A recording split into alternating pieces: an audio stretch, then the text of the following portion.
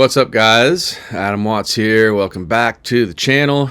Today we're going to do that Q&A thing. So on Instagram, I sent out the bat signal or whatever you want to call it and just said, send me questions and I'll answer them. So that's what I'm about to do, and we'll just dive right in. I've read them once as they were coming in, but I wanted to give you sort of my fresh take on it. So if I and a lot, then that's what you get. It's authenticity. I'm giving you my real answer from my real emotions and my real brain and my fake face. No, the face is real, unfortunately. Okay, here we go. From Mike, underscore Mike underscore Hansen underscore. How do you approach balancing family, work, personal, creative ventures? I'm assuming you don't mean family, work, personal, creative ventures, like creative ventures that involve both my family and my work and creativity. I'm sure you're talking about balance, right? Like life to work balance. It's difficult. My first answer would be that I'm a work in progress. And that whole concept is a constant battle because, and there's actually a little bit about this in my book. Like one of the last chapters in The Human of Being Art is about what it is like to be an artist and have that need, and then what it's like to live with an artist and how it's almost like we need to sort of beg for some extra grace in that, and that there's also, I think the metaphor or analogy I use is that it's a little bit like we have a mistress or a first love or something like that, and it's our work. There's something missing. It's like we need air, we need water, we need food, we need love, and we need our creative expression. And I know that can sound a little lofty, or I don't know what it sounds like, but I just know that it's true. I don't feel right unless I'm being creative and expressing myself and getting that out. It's sort of like a self-soothing sort of thing. I don't know. It's on the short list of needs. So the way I balance it, one thing that I've always done is I've really tried to, first thing is sort of enmesh it all together. So, I can work a little bit and then, interact with the family, or, like I have my studio space always, for my whole life, it's always been like either connected to my house like it is now, or literally like right outside the door. Like I was fortunate for a while there to have a studio that was kind of just in my backyard, a separate structure. So I could always just take little breaks and come in, and, my family, whether it was my kids or my wife, can just kind of pop in or send me a text or whatever. And then also, I love sort of multitasking. So in a way, I think I function better when I'm spinning a lot of plates, whether that's multiple projects or, texts coming in from my wife, or my kid knocks on the door and you just be like, come on in, buddy, and like just hang out for a minute. And I like that it also involves them in what I'm doing too, and so they can kind of be in on it, because it's such a whole world that I sort of enjoy whenever there's some integration there. But of course, the downside is, when I get focused, it's a quirk of my personality. I actually had a doctor recently say that I might have a thing called like hyperfocus ADD, which I don't know if that's an official thing. But I definitely feel like I can kind of hyperfocus and forget to eat and just sort of work constantly through lunch breaks and just go.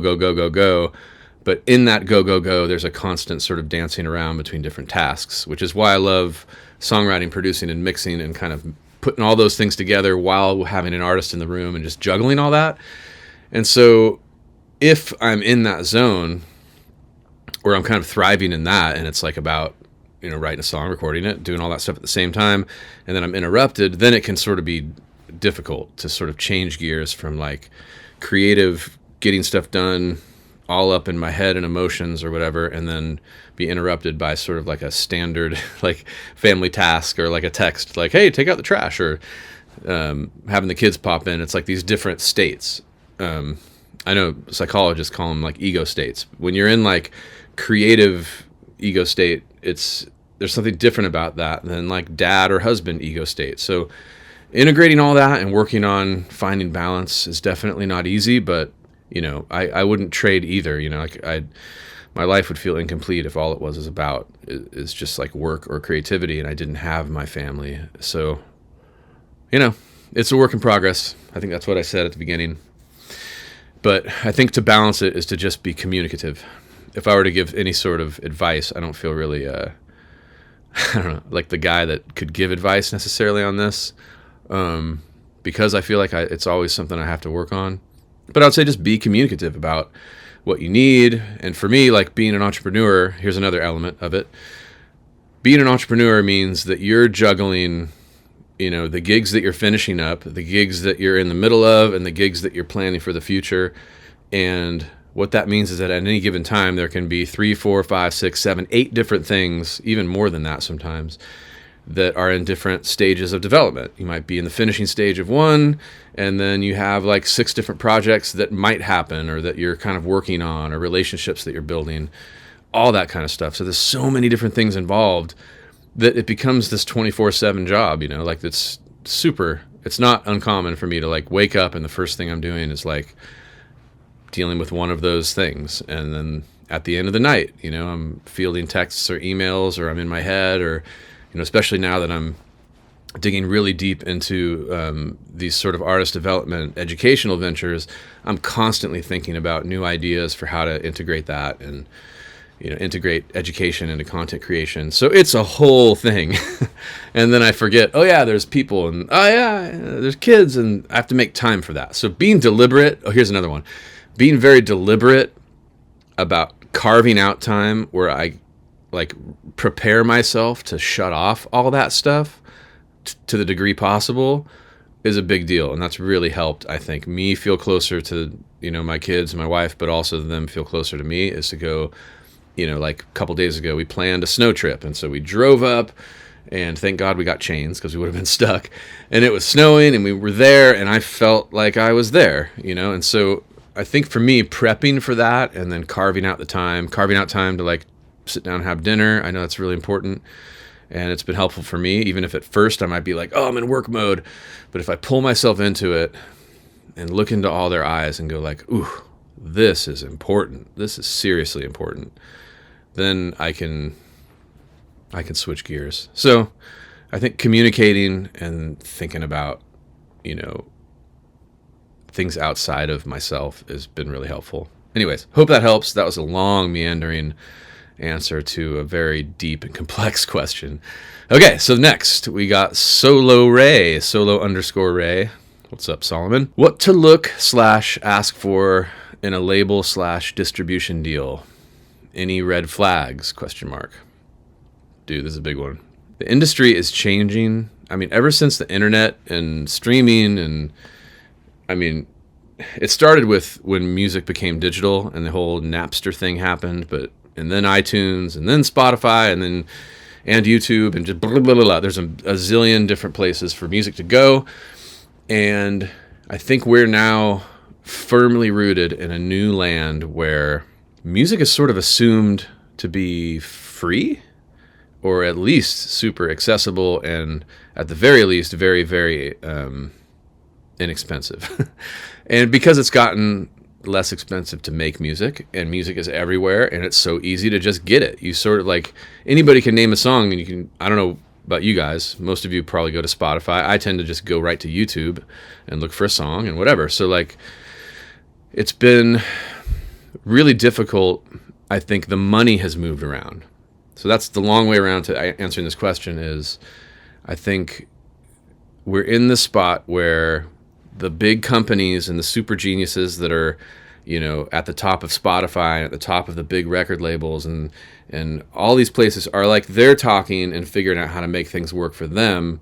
And the artists are down there going like, hey, I'm making music. And we're the first ones to get taken advantage of when there's a big shift in the industry.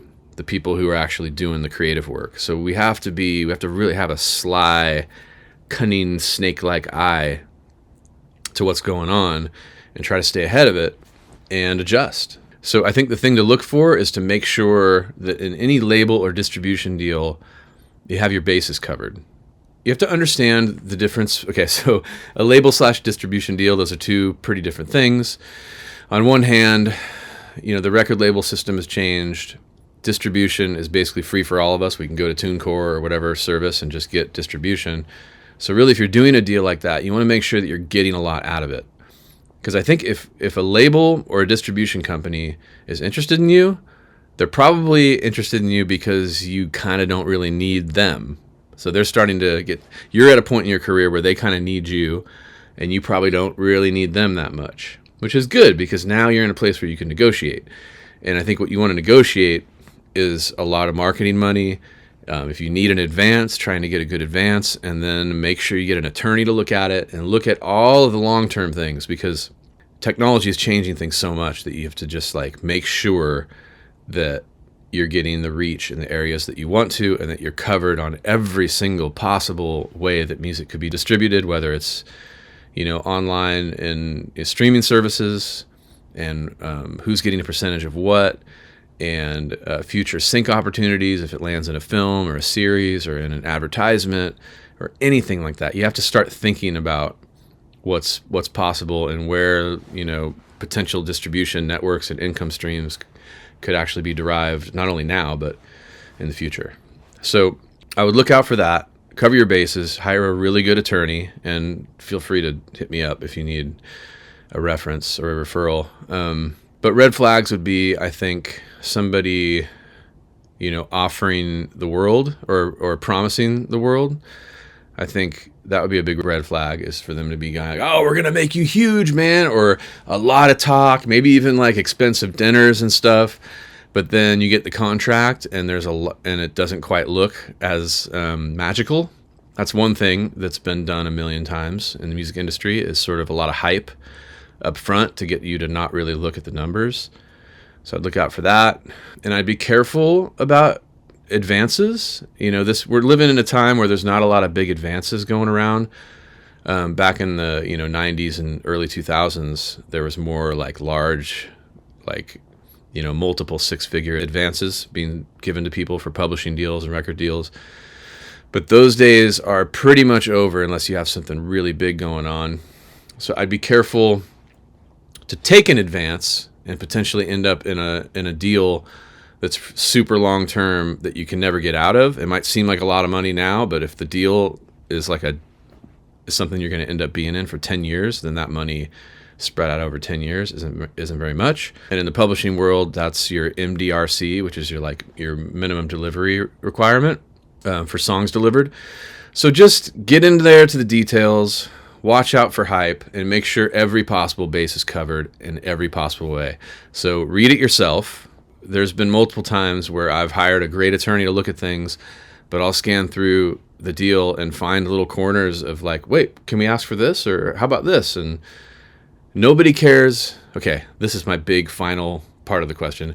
Nobody cares as much about your career as you do. And most people out there are looking to get theirs, and they're not thinking about you. So pay attention to your own business. That's one huge thing, I would say. And particularly if there's not a lot in it for your attorney, or you're just paying them by the hour and it's only going to take a few hours or whatever it is, they may not be looking at it in the same way that you would. So educate yourself. All right, that's into that question, or that answer. Okay, next. How do you get good at sound engineering? I really want to learn, but no idea how to start. And this is from just.another.percussionist. All right. Well, just.another.percussionist, how do you get good at sound engineering? I would say don't fear it. One of the things that I learned the long way was not being over careful. So get in there, slap a plug-in on something, and just start turning the knobs. Start by turning them slowly, see if you can hear what happens. Get in there and use your ears. You might think oh, there's no way you're supposed to turn this knob all the way up, or that needle is supposed to go that far, or it's supposed to clip, or whatever. Just use your ears. Go for what you want. So get in there and start messing around with sound. That's the first thing I would say, is remove the shoulds and the fear-based stuff and just start goofing around. Then from there, balance that with a good amount of kind of technical knowledge. So watch lots of YouTube videos, but be careful not to get to a place where you're, copying what other people do to the point where you don't really have your own perspective, which is why I think there's a lot of value in just goofing around. Then I would say understand the basics of sonics. So like understand what it means that human hearing in the best case scenario goes from 20,000 hertz to 20 hertz. So 20K to 20 hertz. And get a mental idea of how that equates to like sonic real estate inside of a mix. And what I mean by that is like high end tends to sound like it's sort of up there, right? And low end seems to sort of appear like it's down low. So in between that sort of height thing, you have like your top sizzly stuff, your mid range is here, your low end's down here, and then you have like kind of the width of the mix. And think of that as like your sonic real estate. So when you hear a sound, just get a sense of how to like go, oh, where is it? Is it kind of here in the middle? Is it up here? Is it sort of low but mid, low? And just get a sense, first of all, of like the very basics of like treble, mid, and bass. And then I actually have, if you shoot me a DM on Instagram, I can send you a chart that I made that I've found really helpful with my students, but also it's something that I thought, which is why I turned it into a chart. But it's basically like a list of sonic characteristics and then the frequency range that it relates to.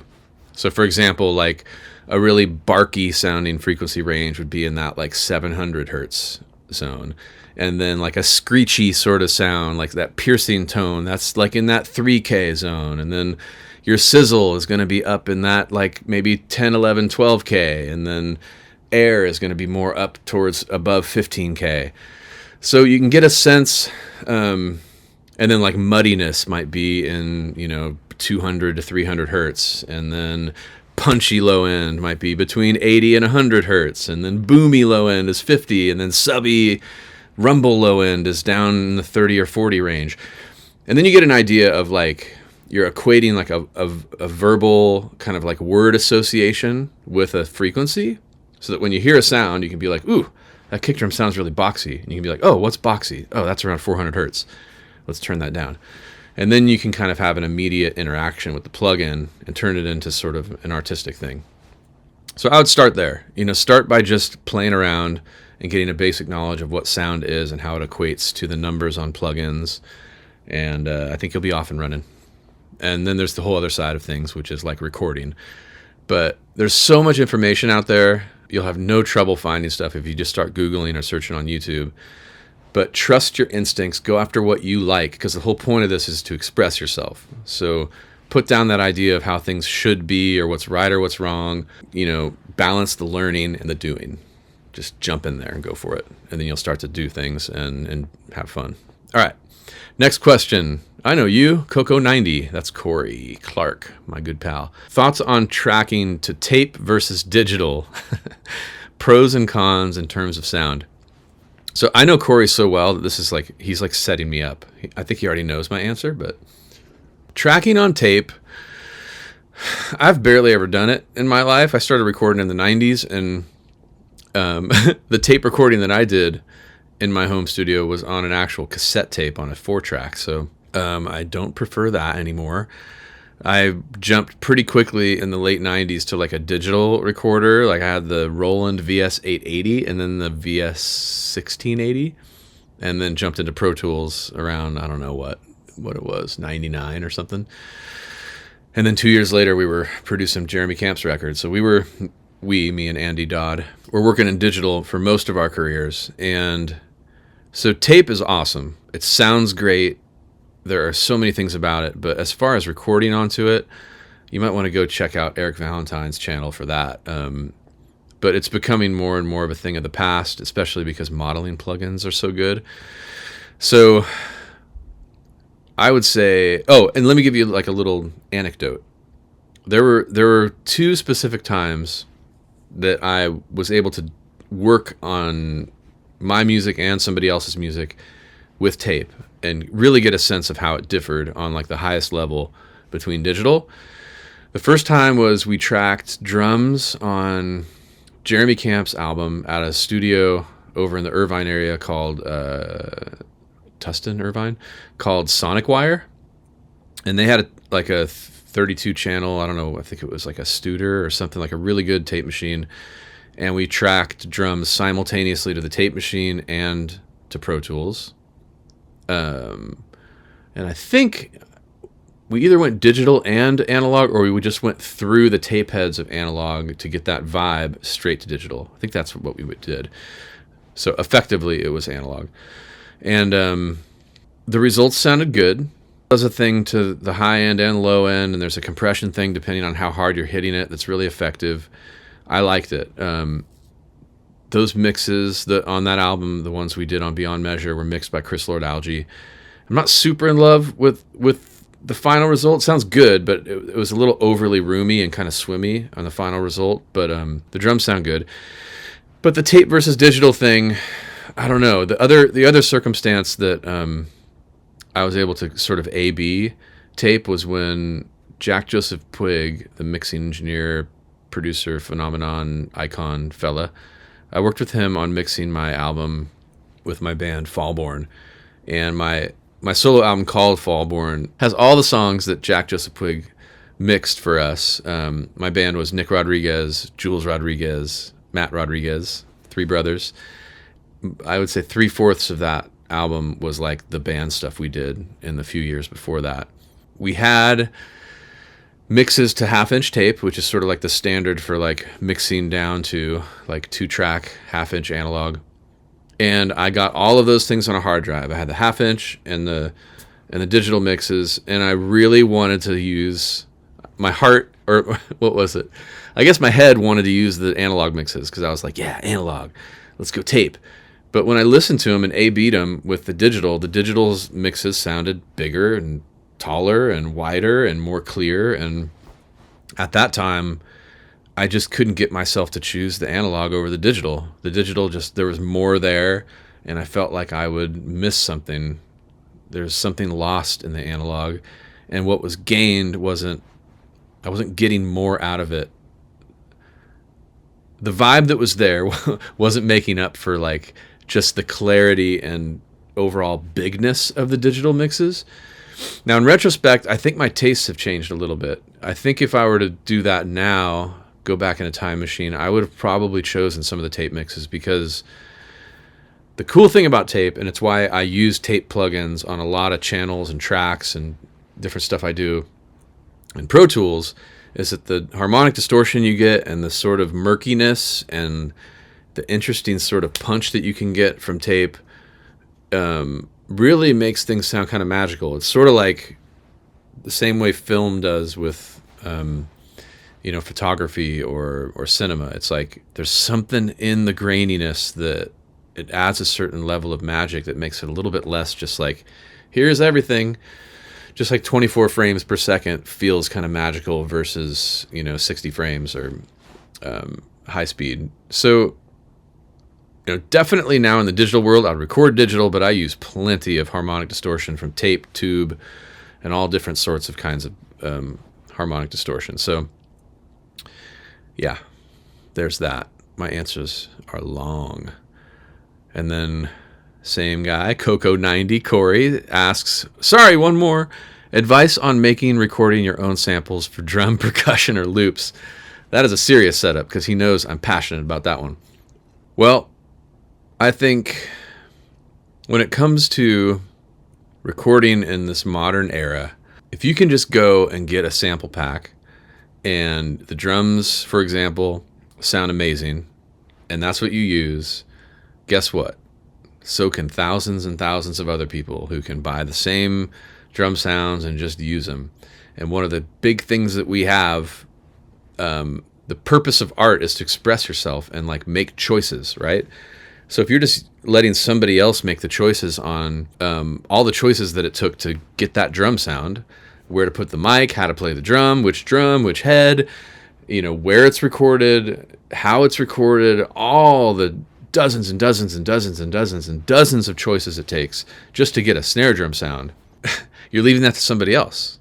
So if you're making those choices, if you have a drum and you're making every artistic choice, the chances are that your result is going to end up being customized to what you want and what you want to say, what you want it to sound like, how that drum fits into the larger scheme of your song and your production. And so the more choices we make, and the more we can maximize the number of choices we make in any sort of creative endeavor, the more unique it's going to be. So if you kind of like farm those choices out and go like, I'm just going to take that sample and use it, it's the more homogenized and sort of not like you it's going to end up sounding. So I became really passionate about that, and I fell into the trap of it this was, I don't know, 15 years ago when I started, when like, ooh, give me that snare drum sample, it's amazing. And I would like blend it into my mixes or whatever, especially for stuff I was doing like outside productions. For some reason, I wasn't as much into that for my own records, my solo records, but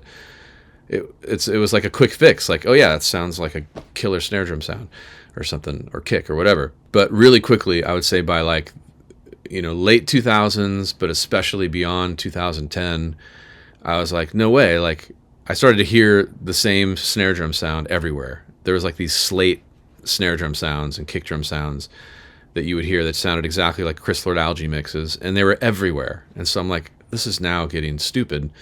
So I'm like, I'm going to record my own drum sounds. I'm going to spend time doing it. And every time I got a drum sound I loved, I made sure to just grab single hits at the end of every take. And then I would grab those and create my own samples and throw them in a folder. So there's like a 2011, 2012, 2013. Like, I have folders all from the last, 12, 13, 14 years that I would just dump it in the snare folder, the kick folder, the toms folder, the percussion folder, and have my own snare. Like, now I have my own big library of samples that if I want to blend in a sample or use a sample to create like a pop groove or whatever, I can just go look through my samples and go like, ooh, that's the feeling right there. Or just make a new one and then just add to that collection. So it's been really valuable, and I think it's, from a philosophical and artistic standpoint, it's such a powerful tool to have your own sounds and not farm it out to somebody else. So super passionate about that. All right, over to Colton Connor drums. Your top 2 to 3 overhead drum set mics. Good mic placement for overheads. Okay, so for overheads, I like do I have it here? Yeah. I was just using it on piano, but this microphone right here, which is the Townsend L22, it's a modeling microphone.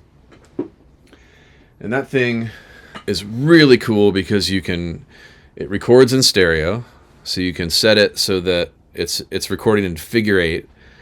And when it's recording in figure 8, you get this null that you can point at the snare drum. So you're getting less snare drum and more everything to the sides of it, to the cymbals and stuff. And then you can go pick your mic model after that. And I really love the, what is it? Is it the 40? It's the ribbon mic. I love the ribbon mic model, the U47 model. It's great. And then you can just like kind of scan through models, and they're really good models because it's a dual diaphragm mic. So it's not just modeling the EQ curves. It's like they've done a lot of incredible stuff to model those microphones accurately. And now UAD owns the company, so you can go check out that mic.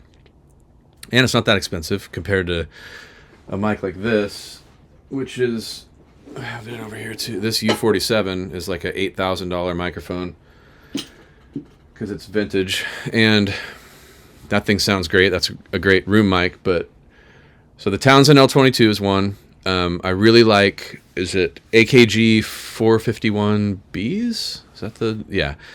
Those are little pencil mics. Those are really great. I like those because they just, when I want to use overheads to get like the kind of crystalline kind of quality, and I'll maybe be taking out some low end. Those are really great. They're also great on hi-hats. Because a lot of times when I'll use overheads, and I pick those pencil mics, I'll end up using a room mic and getting more of like the full picture of the kit and a lot of low end and mid range out of the rooms, and then blend in those mics for taste.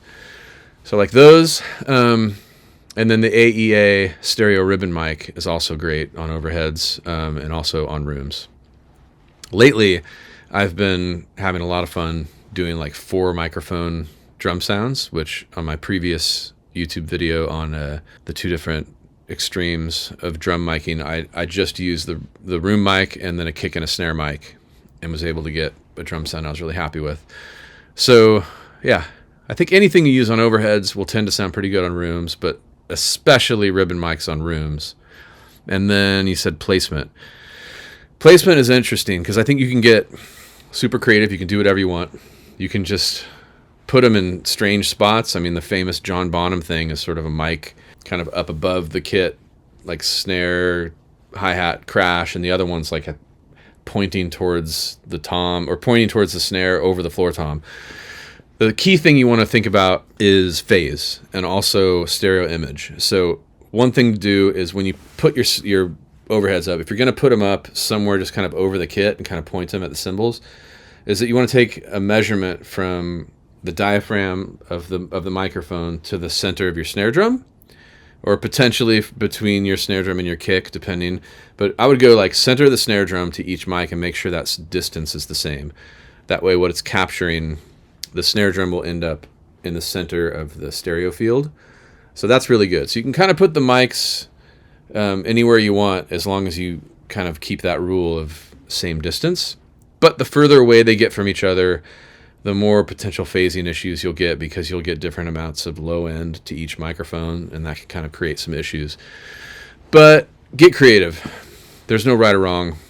There's just stuff that tends to work. But if you're looking for something weird, then put one here and one there and face them wherever you want. But standardized, I would say, is just kind of like over the kit, maybe spread out 18 inches, 2.5 feet or something, or put them in an XY pattern, so like sort of perfectly at a right angle to each other. And that really gets a nice stereo spread and minimizes that phase issue and allows you to actually get that equal distance way easier, because you can just kind of put it anywhere, and one mic's only 2 inches further than the other mic from the snare drum. So yeah, XY, and you can Google that and get more information on it. Okay, so let's go to loudest drums. Do you have the loudest drums? Okay, so engineering and mixing drums. You like drums. I like drums. Okay, I would say go check out my last video. I go pretty deep into that. But I'd say engineering-wise, use the best preamps you can and add minimal EQ when you're tracking unless you're absolutely confident at what you're getting and that you like it. Generally speaking, adding a bit of kind of broad low end to a kick and adding some low end, again, sort of a broad shelving low end and broad shelving high end to snare drum. I've never regretted that because I always end up adding a lot after anyway, as long as it's good, a good EQ. And then let's see what else. Engineering and mixing drums. Man, that's a question that could take me a few days to answer completely. But I would say there's a lot that goes into getting a good drum sound, and it's probably pretty surprising what it takes to get drums to sound like you expect them to. If you just record drums with really good mics, really good preamps, and just pull them up, generally speaking, unless circumstances and the rooms and everything are perfect, generally speaking, it's a little like lackluster, especially if you're going for like a really killer, impressive, amazing like rock drum sound. Generally when you pull them up, you're going to be like, it's cool, but what's missing? So be meticulous about phase. That's one thing. Make sure all your phase relationships between every microphone equal out to a bigger, fatter sound with more low end, and you can just pull up the kick and the snare. All right. Make sure those phase relationships are fine. Okay, if you have a bottom head mic on the snare, make sure that those will have to be out of phase so that the snare drum doesn't sound choked. And there are times too when you might have to go in between just 180 degree phase and just start messing with phase. There are plugins that do varying degrees of phase, or you could use a delay plugin and delay it by a certain amount of samples until it feels in phase. And then just work your way out. Kick, snare. Okay, let's turn on the tom mics. Okay, let's turn on the overheads. Let's turn on the rooms, and just keep checking phase. Keep flipping it until you're always picking the phase relationship that's the fattest sounding. And if you flip it and it still something seems weird, then start getting into like degrees of phase, because phase isn't always fixed by just a 180 degree flip. So phase is super important.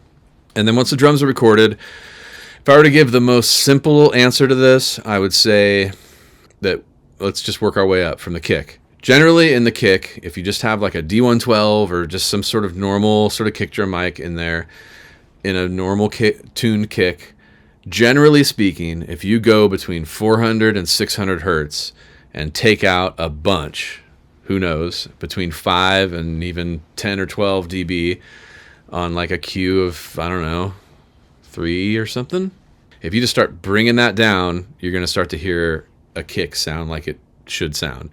And then from there, you can start to kind of like shape the high end so you get as much snap as you want, and then find out where the low end is living. And generally speaking, if you want that EQ chart, I'll send it to you too. But sometimes there'll be this zone between like 130 hertz and 180 hertz, maybe 200, 130 to 200 hertz, where there's this sort of like whoa, whoa, whoa. Either the toms will be ringing or the kick will be having this weird thing. So sometimes there will be a frequency, if you sort of scan around there, that's like ringing in a weird way. If there is, I'll pull some of that out, and then I'll decide where I want the kick to hit relative to the bass, or just generally speaking, what the sonic identity of the kick is. And I think of sort of a chest punch as being in that, 120 to 100 hertz zone. And then below that, where you're getting into like 90, 80, 70 hertz, that's sort of this like thick, punchy zone. 60 is starting to feel round and woofy. 50 is starting to feel more subby. Below 50 is starting to feel like really kind of rumbly, boomy. So then you just kind of find, once you get that mid-range out, you start to create sort of a smiley face EQ, and then you can sort of shape it from there. And then on snare drum, it all depends on your snare drum, but adding a lot of low end, somewhere below, usually maybe around 200 hertz and below. I tend to like it thumping more closer to 100 hertz. All depends on the drum. And you can do it with a bell curve, maybe add like a little bit of a shelf, and then chop off maybe below 100, maybe below 80 or something, start to do like a cut. And then find where that punch is really living in that particular drum and living in the song to where it's just hitting in the right spot, especially relative to the kick. You want that like, goo, ka, goo, ka. So you just decide what low end you want. Generally speaking, a snare drum might have its sort of cool mid-range barky spot, and then there might be like a ringy weird one. So go in and find out maybe what you want to cut out to get the snare drum where you want it. What I find is that I love a loud snare drum that cuts to the mix, but if you turn up a snare drum that sounds like crap, you're going to want to turn it down.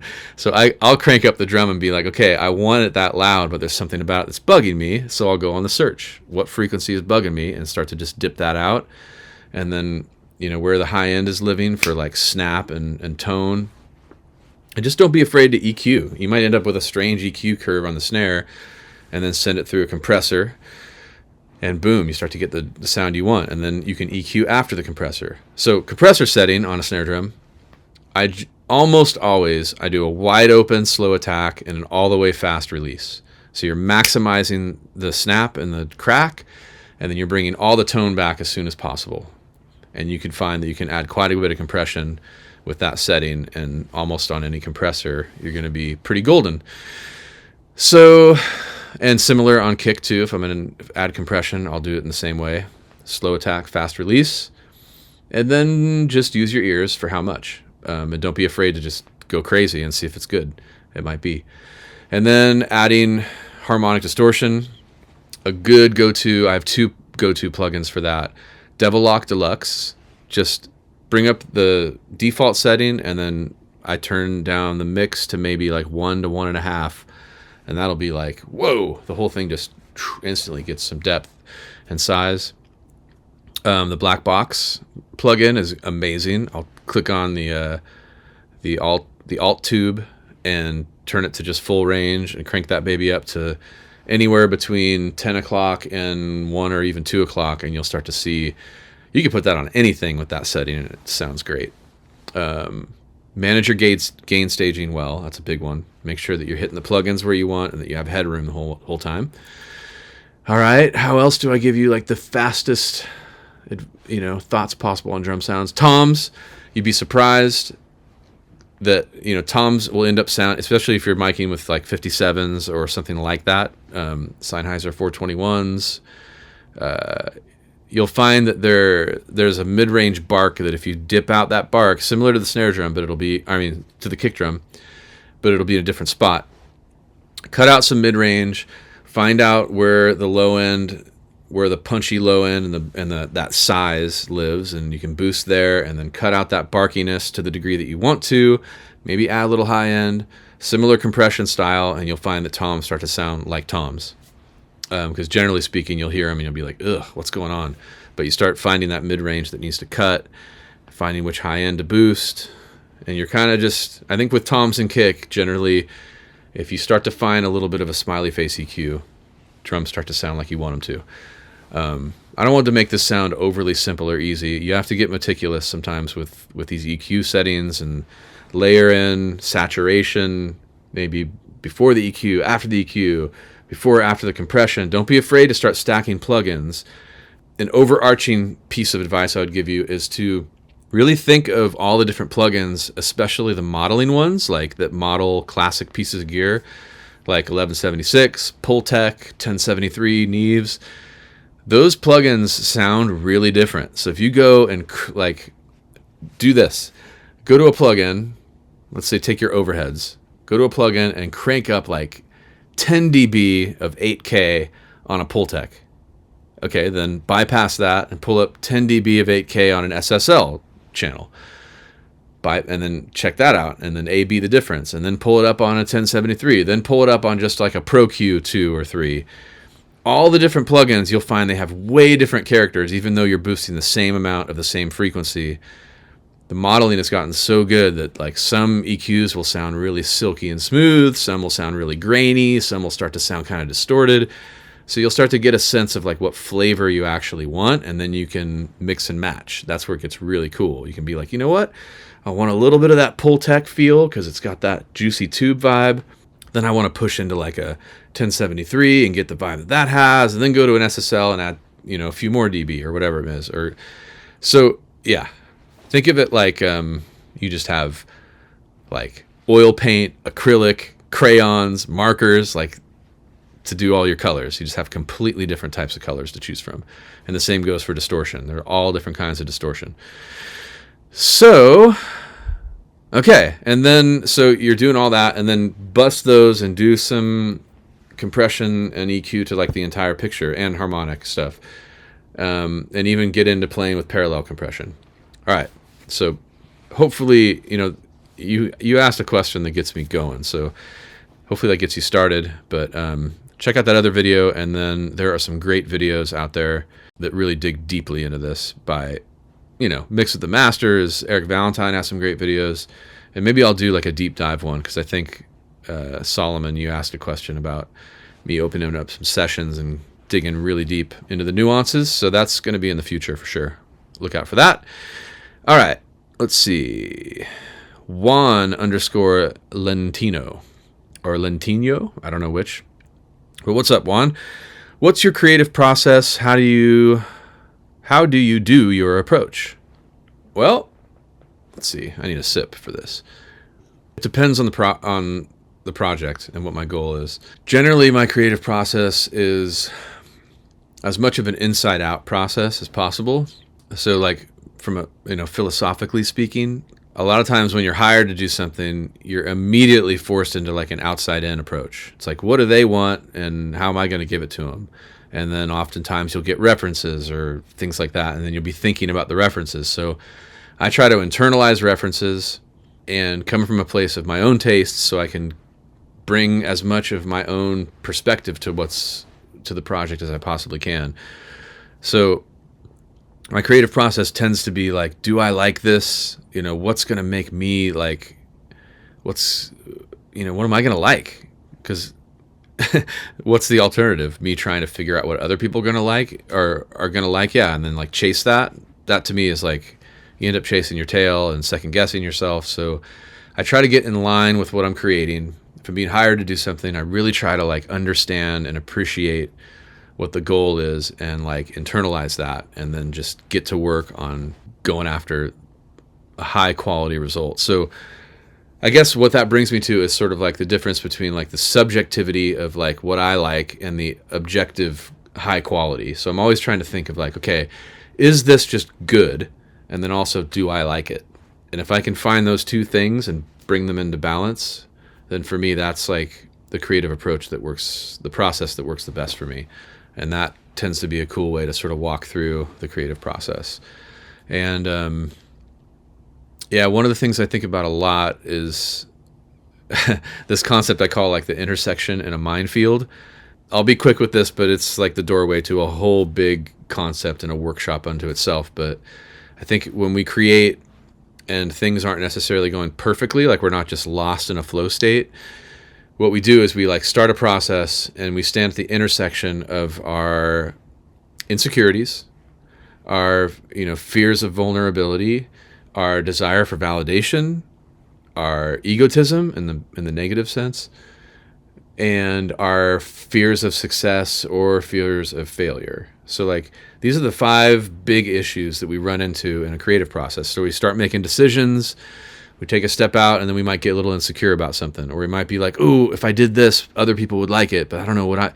And whenever you step in that landmine of like insecurity or a fear of being vulnerable, you end up second guessing a decision. And if you let that fear or that insecurity like drive your decision making, you end up going a direction that takes you away from what's going to be great and authentic and self-expressive, and you're letting the fear drive your decisions. But if you recognize like, ugh, there's an insecurity there, you know what? I'm going to push through and do what I feel like is really the thing I want to do. I'm going to push past the insecurity towards the authentic thing. If you do that and continually do that throughout your process, you're going to end up with something that really is representative of what you like and what you want to say. And that's going to be great. So I think about that a lot in my creative process. But if you really want to get deep into that approach, my book really outlines an approach which for me is about bringing together everything. I call it a holistic approach because it's just your spiritual self, your intellectual and emotional self, and physiology, like your actual technique, but also just everything that's inside your philosophical and conceptual mindset. Like I think the way you come at something conceptually is really important. Like how are you coming to it? What are you thinking about? What's the overarching like kind of perspective you have?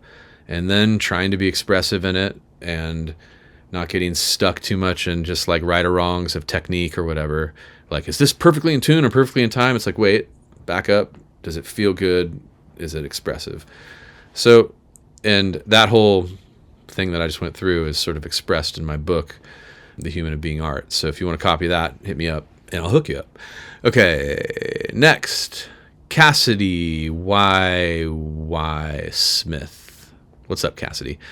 How does your creative process differ between writing songs for yourself versus jobs?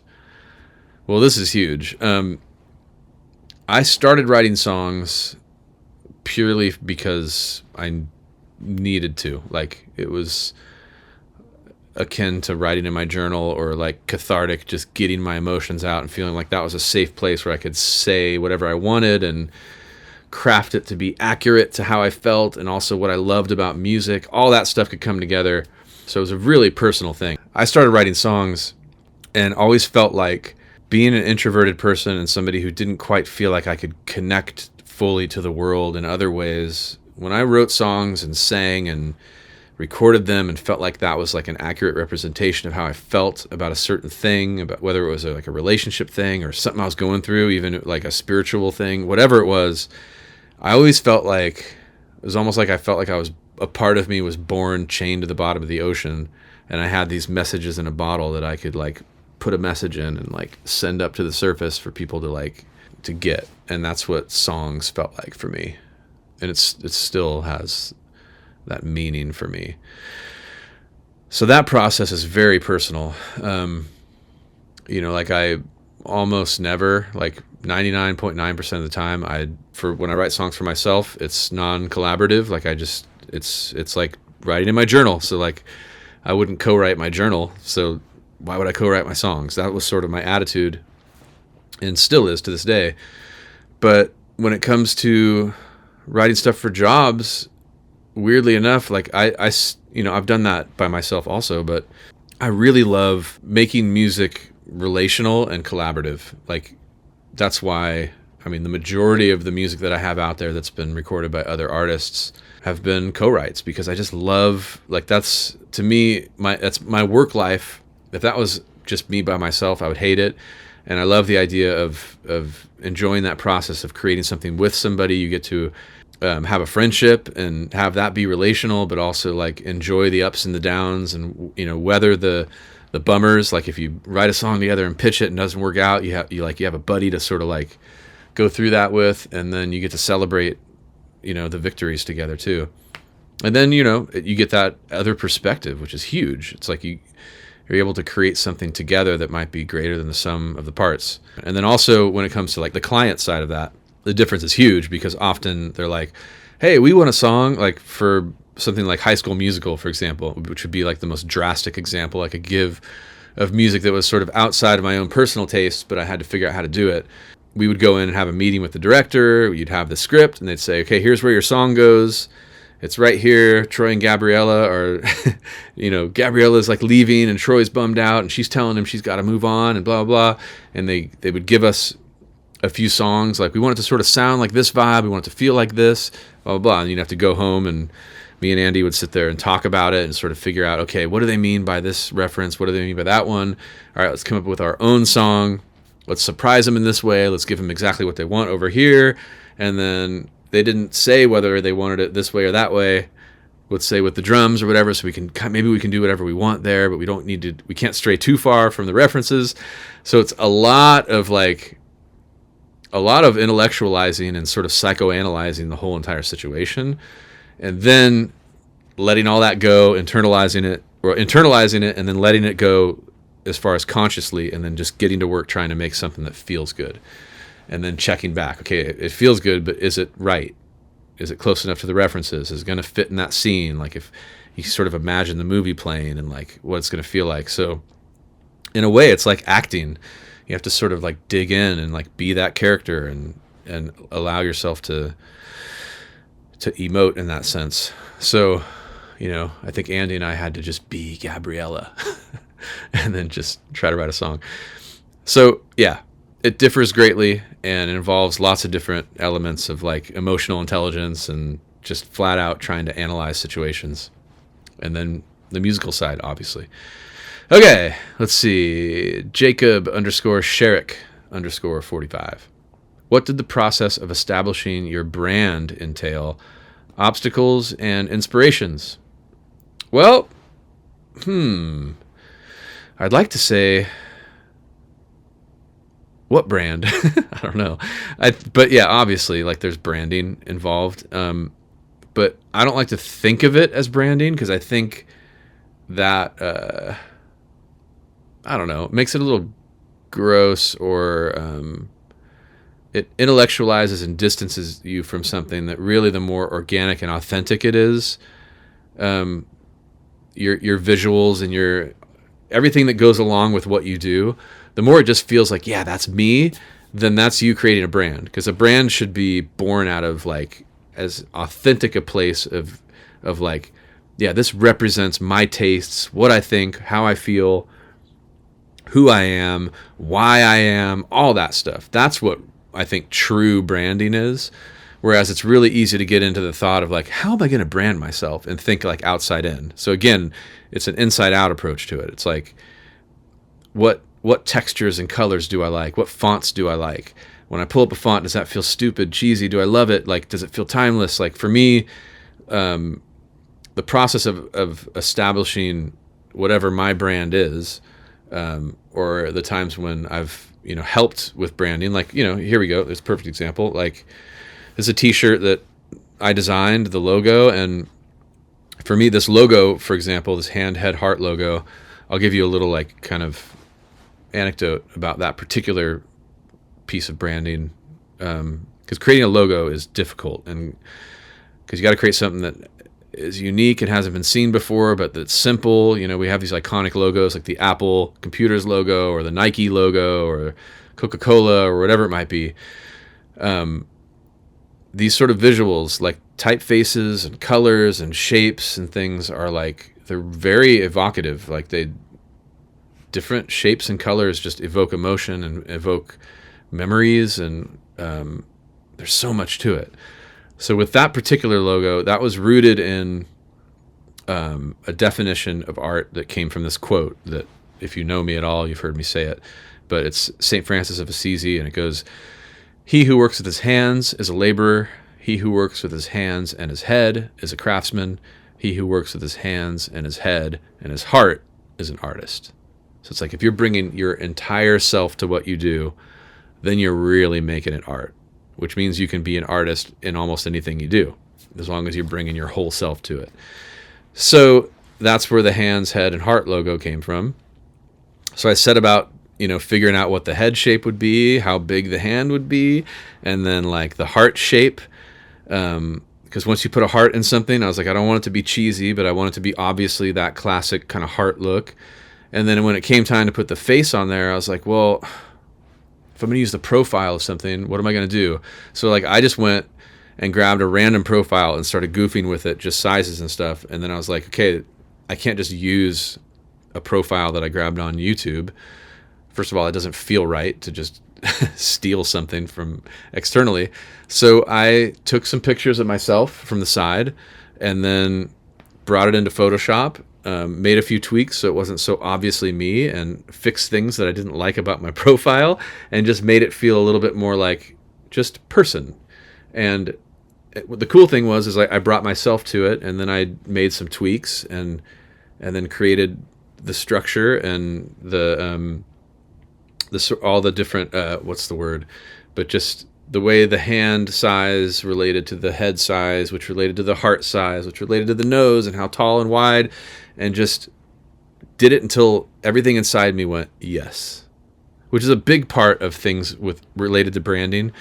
If you're just going through fonts, for example, is to just go through and you're looking for like a gut feeling of like a yes or a no. And when you get that yes, is it like a yes-ish or is it a yes?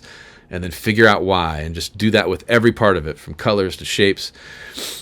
And I think if you approach branding that way, you'll have a better time doing it, as opposed to like, what are other people going to like? That's always the pathway to just being lost and second guessing. But those are the obstacles. It's the same as that creativity thing. It's like you run into insecurities, fear of validation, or fear of vulnerability, desire for validation. So you might be like, well, this is cool right now, so I'll do that and people will like my brand. It's like, don't think like that. Reference it and take it into account, but go after what you like and just be confident in that. And that's then your brand can be consistent, because if there's something fake about it, or if it's rooted in some kind of fear, to keep your brand consistent, you're going to have to keep that fear going, or like continue to fake on that same level. And that's just too hard to sustain. And then your brand's going to be inconsistent. All right. Next question. Nicole Mariev. Got a few from you. Thanks for digging into this. How to handle unresponsive audience when playing or performing live. Okay, how to handle an unresponsive audience when performing live. Well, I've been there. So like, early on, I'd loved going and doing like coffee house gigs and things like that, where it was almost like par for the course that you're going to have an unresponsive or like half-hearted, half-tuned in audience. But it's a great training ground. So the way I would handle it is just watch for what they're responding to, and then see if you can grab their attention in any way possible, whether it's telling a joke, whether it's playing like 2 seconds of a cheesy cover that might get their attention and then stopping. But making sure that you're reading the room is huge, because if you're trying to like tell jokes and be funny but nobody's laughing, then definitely stop.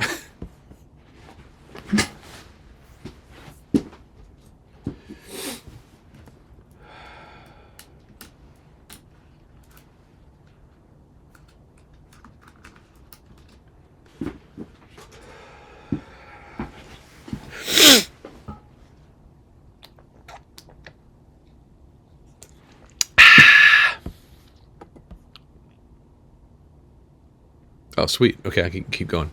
So I think the main thing is just to read the room. You definitely want to be aware that if you are kind of joking or talking a lot in between your songs, and people aren't laughing and are tending to lose interest, then stop doing that. More music, less talk. But sometimes that can be a great thing. It all depends on the circumstance. Like a coffee house gig is way different than a big audience. So there are lots of different tools you can use to engage an unresponsive audience. You might need to quiet things down and play a ballad, depending on what's going on. Or it might be time for something up-tempo. It might be time to ask them a question or have any requests or whatever. Or that could be the worst thing you could do, is just sort of show weakness by asking them something. But I've noticed that, the sort of classic thing of how y'all doing? That's not loud enough. That kind of stuff is actually sort of has a negative effect on an audience. So really, I think an unresponsive audience is one that you have to sort of see if you can, trick into being engaged. Go, hey, what's going on, everybody? Just try to maybe snap them out of their unresponsiveness. And here's another aspect of it. There's so many different ways to read unresponsive. I think there are so many ways to read what might be considered unresponsive. And one way is, I know when I sit in an audience and listen, I'm not the most clappy, person. I'm just there, engaged and listening. And that might not come across as very responsive, but internally, I'm totally engaged. So make sure that you're not misreading the room because of an insecurity, or, you might have a room full of introverts who are just kind of chilling, So be yourself, have confidence in what you do. And then try changing things up. And don't be afraid to try something drastic, because you never know what response you might get. But I think confidence and quality are going to be engaging. And if you're feeling weak or feeling insecure, and that's, if those are the things you're feeling, people are masters of body language, so they're going to feel that, and they're going to feel the things that you're feeling. You're going to project it, and it's going to go onto them. So you're there to lead them. So I think the more confident you can be, the better and more responsive they're going to be. They're going to tend to align with what's going on with you. All right. So next one, still another one from Nicole. Mariev, how to handle complaints about lyrics being too dark or introspective. I think how you handle it is you just go, all right, that's not for you. Because if your lyrics are honest and authentic, and that's what you wanted to say, and it happened to be dark and introspective, then that's great. So the way I would handle those complaints is just politely, and then try to move on. But if you get those complaints and you're and it hits a chord, you feel like that's true, and maybe you were trying to be dark and introspective and it wasn't really authentic, and they could catch on to that and it didn't feel real, then that's more of a sort of dig into yourself and go, okay, maybe I am trying too hard. For example, let's say you're feeling dark things and you're going to dark cliches, my heart is broken and bleeding on the floor, and I'm laying in a pool of my own sadness, and the storm is raging in the seas of my torment. If you're going into this land of overwrought cliche darkness, and somebody complains about that, and it hits, and you're yeah, I was I was laying it on a little too thick, then maybe that's good. And then, taking that criticism to heart could be worth something. You have to dig a little deeper, be a little more nuanced in how you're dark and introspective, so that it feels more real. So that's sort of an internal kind of thing that you have to gauge for yourself. But those are my two answers to that. Either ignore it politely and move on and let the people who dig it, or let it make you better. All right. Again, Nicole Mariev, thanks for all the questions. How do you not run out of ideas? Well, I do run out of ideas. I think, and this is something that happens when you get burnt out. Sometimes you'll run out of ideas. But for me, the way I try to get over that is to give myself some grace for maybe not having ideas. And another way that I've dealt with maybe getting to a place where I feel like I've run out of ideas is to move to a different art form, or spend time with friends or family, or take a break, or watch a movie and try to fill up the sort of inspiration tank. But often I'll try not to shame myself, because I'm definitely prone to like shaming myself, like, you idiot, where's all your good ideas? Giving myself a break, but sometimes turning to a different art form is a really effective one for me. So like making stuff out of leather is something I really enjoy. Woodworking, all kinds of different, like I love archery, like I've started to get into archery, knife making, all kinds of things like that. So photography, YouTube channel. So like that will sometimes sort of turn on a different part of the brain. So like if I'm focusing on my ears too much, it's been music, and I find that I'm running out of ideas, maybe I'll go to my eyes and be like, okay, what about photography, or what about working with my hands? That something really tactile, or getting out in nature, can really sort of stir things up and change the game for bringing new ideas. But also like living life too. If your day-to-day life is just saturated with creative work, maybe there's not enough life going on.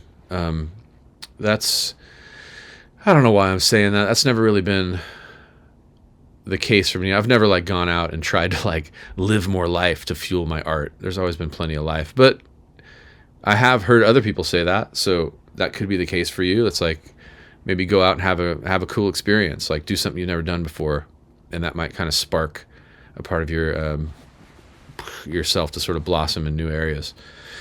Okay, let's see. Another one from you, Nicole. How has your songwriting changed over time? Well, some might say it hasn't changed enough. I think the way it's changed the most is I think I've gotten the static out of the way. Like, or I think there was a real key turning point for me on my album Murder Yesterday, which was written and recorded sort of at the end of 2010, most of it. And I think that's why I called it Murder Yesterday. For me, it was like a fresh start kind of album. And what changed was I was like, I'm going to leave out. It was really a sort of a commitment to not letting insecurity into the door, and just sort of a focus on like asking myself, is this finished? Is this good? Do I like this? Is this honest? And just remembering that was my barometer for like whether or not something felt finished or good enough, and to not really listen to those ideas of like, oh, what would make it cooler? Or like, if I did this, would it be more like what, like those thoughts, even though I didn't consider myself somebody who was overly insecure about those sorts of things, like really realizing that like, you know what, if I'm making music that I don't really feel like is just hitting it for me, then what am I even doing? So I think that's what's changed about it, is that I've just really become focused on, does it feel right to me, and do I like it? And if I'm really being as humble as I can, as authentic as I can, and holding myself to the same high standards that I hold to any music that I just hear randomly, then the results are going to be good. And so I think that sort of process and attitude towards my work has changed my songwriting and made it more focused, and made it more like, I find that I write fewer songs that are just like, why did I write that? Or like, I start writing a song and just be like, I don't know, and just like like throw it out. That happens less, and I write when I really need to write.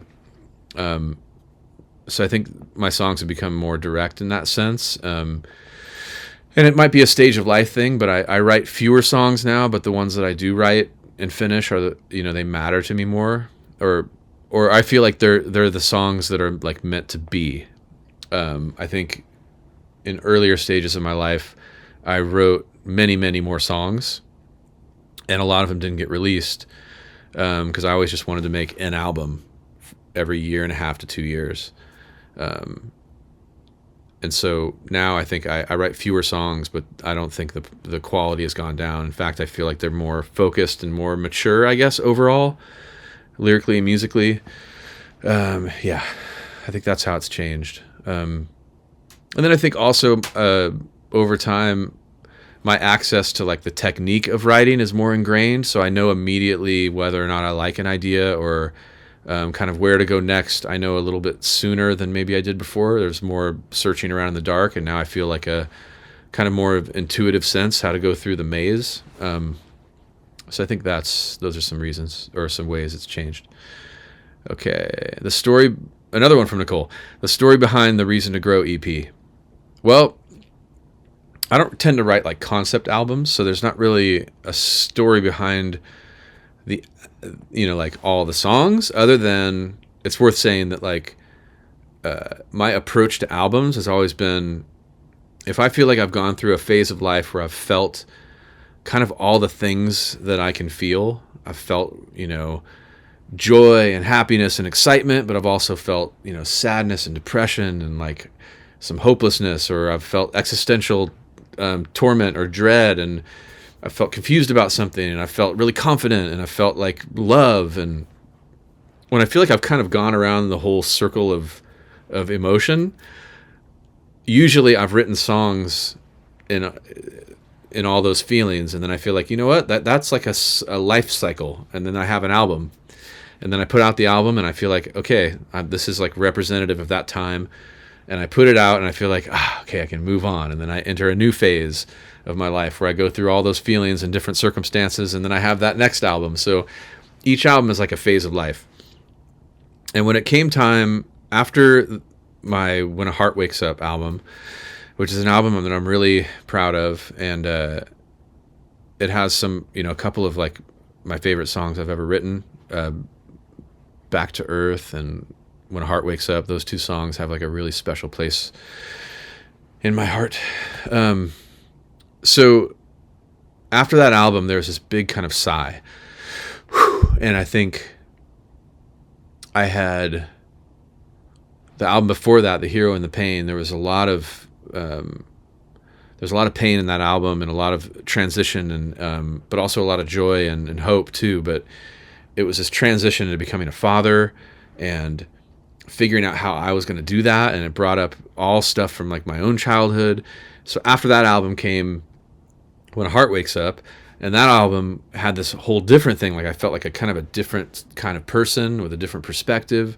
And when that album was done, I was like, wow, like what's next? And it felt a little bit like it was a transition for me. I think I just turned 40 too, and it felt like a weird landmark and a trippy thing to think about. And so like I wanted to let that album sort of sit out in the world and be like, I don't know, it felt like this is going to sound over dramatic, but it's just sort of felt like, yeah, I made the album I've been trying to make. Now what? But I continued writing songs, and I felt like, I want to put these songs out, but I have like 4 songs that I really love, but that feels like this era. So it was the first time where I really felt like an era felt short. And so Reason to Grow EP was me kind of having like a short era. It felt like a time to release those songs. Reason to Grow, Hallelujah, Amen.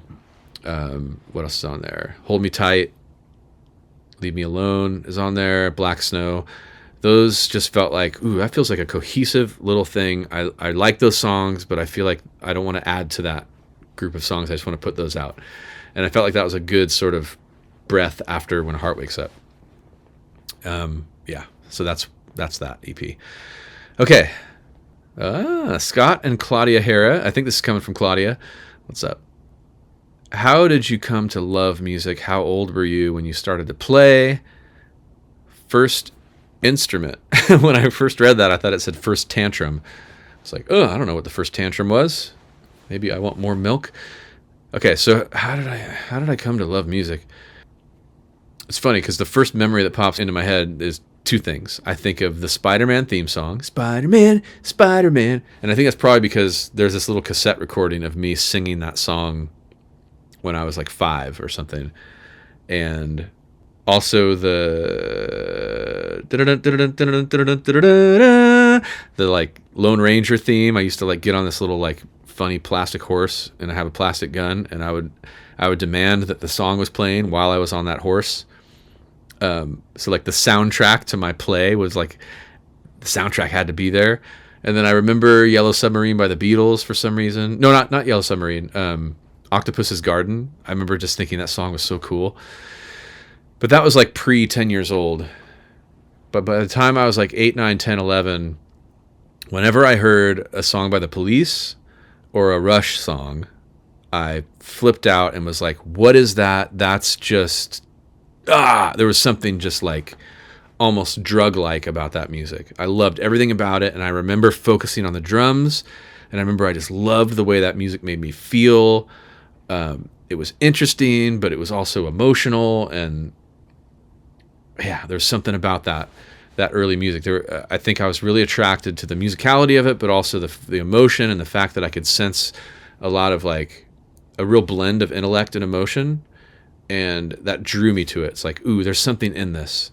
And when I started playing drums, it felt like, this is going to be a way that I can like just amplify who I am in the world by drumming. And so when I sat down on a drum kit and played a groove, I just felt like, this is me. I can say whatever I want. You know, like there was something about that. And then as that developed and my musical taste broadened, and I went from liking the Police to liking everything Sting did, and then expanded beyond Rush and into like, you know, fusion music. And I always loved all kinds of songs, like just whatever hit me. And, you know, when I was in my late teens, I started writing songs and singing, and then I was off to the races. But yeah, I started playing drums when I was like 10. I snuck in. My brother played guitar and had a band, and his drummer left the drums there. And I think I was 10 years old, and I would like sneak in and play the drums. I'd like ask my mom, like, can I play them? And she'd let me play them a little bit. And I didn't use my feet at all. I just went, and then I can't remember even who taught me my first drum groove. But yeah, like, and me and my friend Trent down the street, Trent Armstrong, we both fell in love with the drums at the same time. So like I got a drum kit for Christmas when I was, I think, 11, and he started getting one drum at a time from a friend and bringing him to his house and being like, hey, Mom, listen, it's not very loud. Boop, boop, boop, boop. Hit the drum really quiet. And so within a year, we were both just drum buddies. And yeah, so it started when I was 11, and then I was recording drums and programming keyboards and stuff in high school and was in bands. And then by the time I was 19, I'd fallen in love with singing and recording and writing my own songs. Yeah. So first instrument was drums, but also a little bit of piano because we had a piano in the house. And then that expanded into guitar and bass and trombone. No, I don't play any trombone. Okay, let's see. A few more questions. Hopefully this isn't too long for you guys, but if so, you can just turn me off. All right. Dietzy. Deitzy. Dietzy. You know what's funny is like we've worked together. I've mastered some of your music, I believe, and or I'm sure of it. And I've never heard your name said, so sorry if I'm butchering it. Dietzy. All right. Sorry. How to know if you're not marketing correctly or your songs just suck. Well, if you hear your own song and for even a moment you say, does that suck? Then maybe some part of it sucks. I don't know. Listen to your gut. When you listen to other music and go, that sucks, you know immediately. So if you think that about your own music, immediately analyze whether or not you're just having an insecure moment or whether or not you're right and some part of it sucks and you need to improve it. And in which case, the fact that you know that means that you know how to fix it, I think. So it's kind of good. So yeah, listen to your gut and then follow your gut, and then your songs will cease to suck. And then how to know if you're not marketing correctly, that's a tough one because I'm no marketing genius by any means. But I will say this, is that if people aren't responding to what you're doing, it might be because you just happen to be showing it to the wrong people. Or, yeah, that's an interesting one because It's not necessarily that your friends and your family and the people you know are the market for what you do. And that can be very true. It has been for me in a lot of cases where I'll, make my records or whatever and show them to some of my friends and not really get the response that I'm looking for. And I'll be like, there'll be this bummer, but I'll be like, maybe it's just not for them. I would hope that it is, but maybe it's not. So, a lot of my music has been recently, like my solo music has been used in the context of a marching percussion group called Broken City. And it's brought my music to a whole audience of people that I don't know, like across the world and across the country. And that has been sort of like a marketing tool for my music. And, I went from having like a pretty small kind of following for my solo music because I didn't have a marketing team behind it. It was just my own little marketing efforts, which is just sort of like posting on my social media, which isn't that big. So, which is sort of hard to watch relative to like what my other elements of my career, like working at Disney or working with, other major labels or having stuff on Netflix that has like major marketing machines and then seeing those songs blow up globally. But I never really had that for my solo music. So it was hard to tell, like, does my music suck, or is it just that it's not getting marketed correctly, or the people that I market to aren't my audience? So it was cool to see when my music kind of went out into this other world and did get some marketing in this sort of strange way, where my vocals are getting sampled and put into, percussion ensemble shows, that people would seek out the music, and then I saw my Spotify plays jump up, many multiples of what they had been, and that was really gratifying. And then just to hear from people that they were affected by my music made me realize that often marketing is a tricky thing. Marketing can be a very tricky thing. So yeah, look to yourself, I think, to find out if things suck or not. And then marketing, just try lots of different things. That's the best I can do on that one. Okay, again from you, Dietzi. Best ways to get heard as an artist in 2023. This is a tough one, man. I think things are changing so quickly and so drastically that I think the best way to be heard is to make a lot of music and put out a lot of music and keep people engaged over time. That's no new idea. I think that's something that people have learned is sort of the way to go now, is to not... it used to be you don't want to oversaturate the market, but I think now it's like you want to just bring people into your creative world and like bring them along the ride with you. They might like this song, not like the next one, but you have another one coming in a couple weeks. So consistent output, whether that's on social media or just releasing music, is I think a good way to go. And then just being really strategic and intelligent and objective about how you do it, and be relational. Like, be a good person and think of who you can share your music with, who you can connect with, to sort of just create a good network of people that you can share your music with and play shows with, or maybe do a collab and co-write something or whatever. Just expand your network of people that you like and who get what you do. That's probably the best way to do it. And then just being good.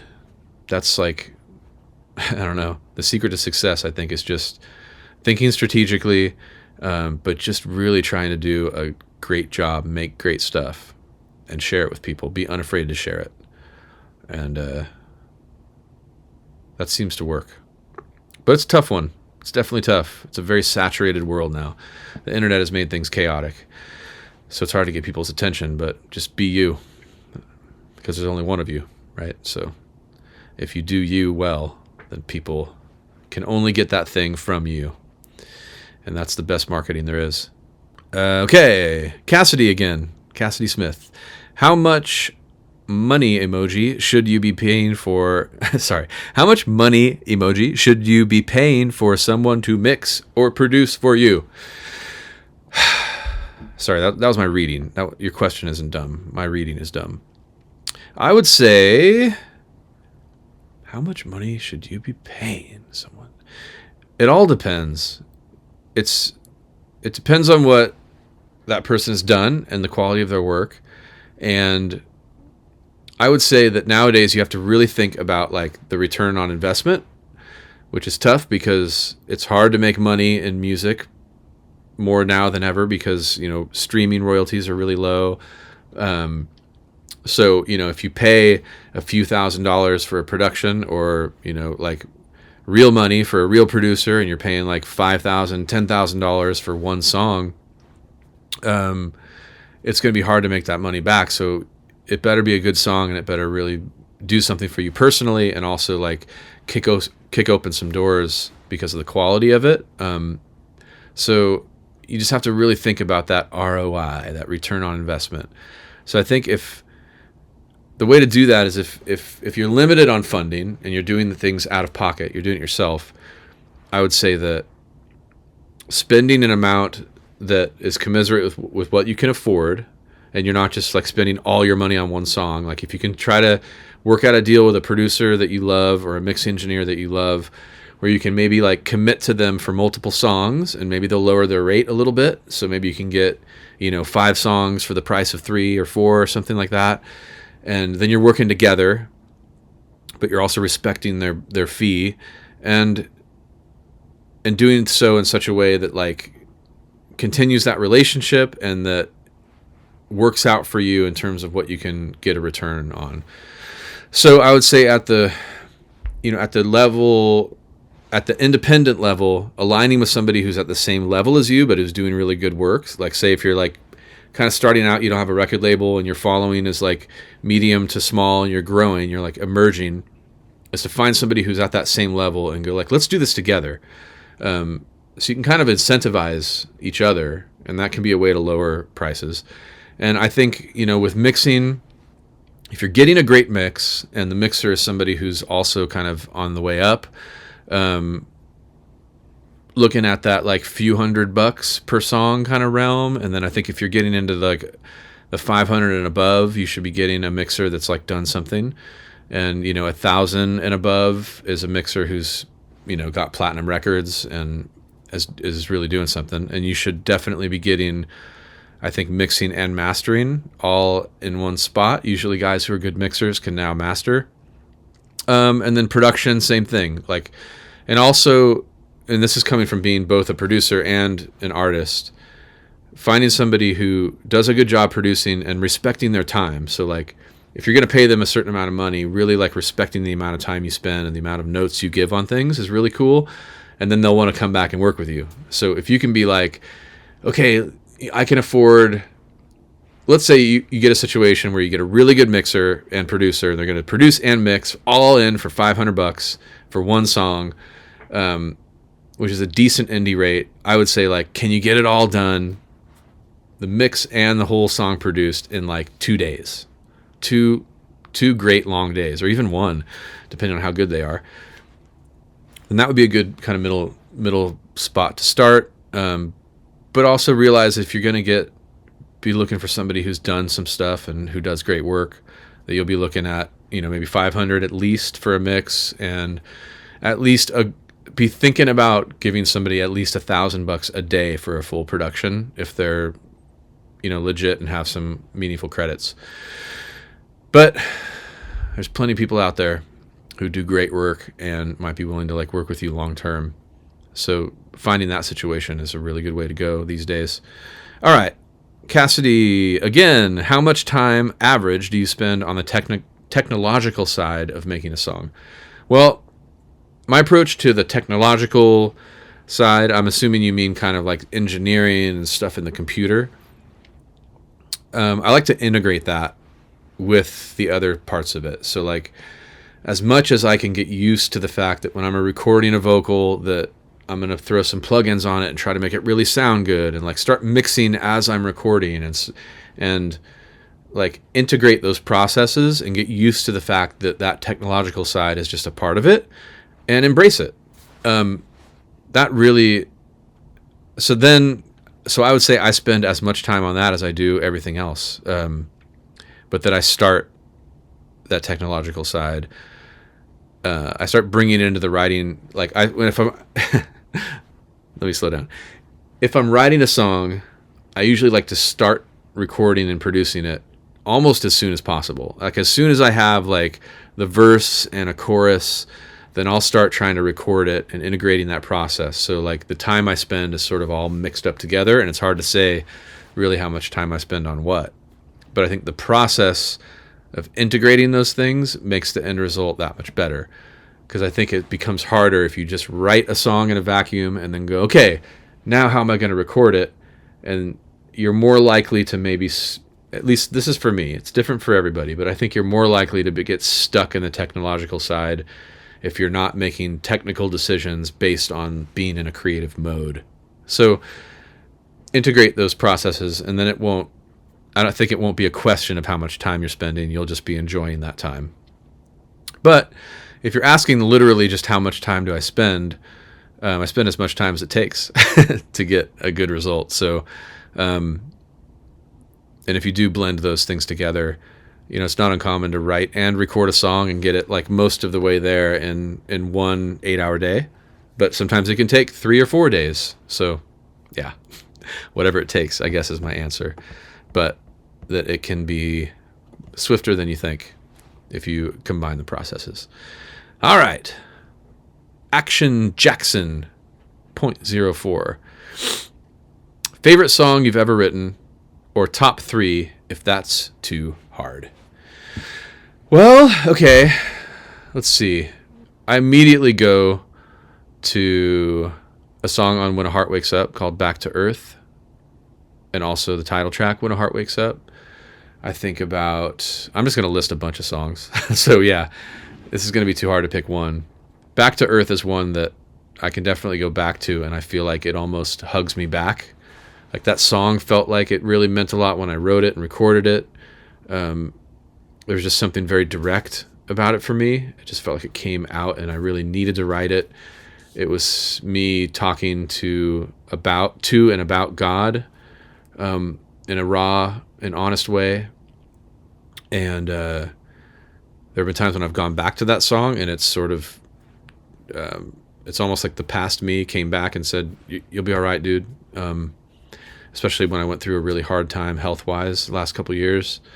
That was the one song that would really just kind of cut to my core and give me a little bit of hope, which is strange for your own song to do that, but it did. And then I think about a song called Mother Father.